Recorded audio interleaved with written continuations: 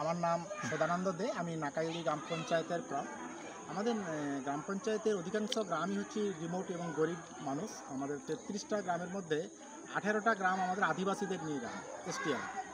তো আমি এই গ্রাম পঞ্চায়েত এলাকাতে 2014 সাল থেকে কাজ করছি।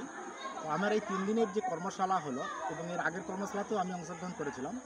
আমি এটুকু গ্রামের মানুষকে বোঝাতে পেরেছি বা আমি বোঝাবো যে আমরা হয়তো আয়টা সেভাবে মানুষের বাড়াতে পারবো না, কিন্তু আমাদের যে বিভিন্ন দিকে দেখছি আমরা যে ব্যয় হয়ে যাচ্ছে, যদি আমরা ব্যয়টা একটু কম করতে পারি পরোক্ষভাবে সেটাই হয়তো আয়টা বৃদ্ধির একটা উৎস।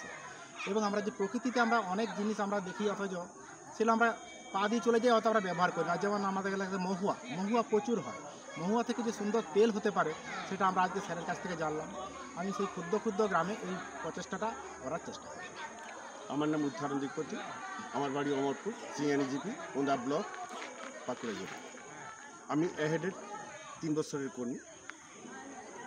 আমি যে গ্রামগুলোতে কাজগুলো করি সেই গ্রামগুলো হচ্ছে পিছিয়ে পড়া গ্রাম। তো সেই পিছিয়ে পড়া গ্রামের কীভাবে উন্নতি করা যায় সেই প্রকল্পে আজকে স্যার যে পরামর্শটা দিলেন সেই পরামর্শটা আমাদের ফলপ্রসূ।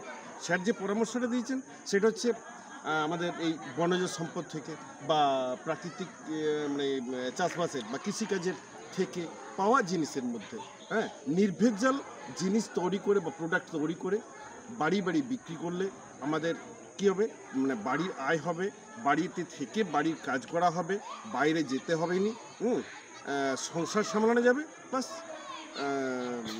রোজগার হবে। এটা আমরা আজকে শিখতে পারলাম।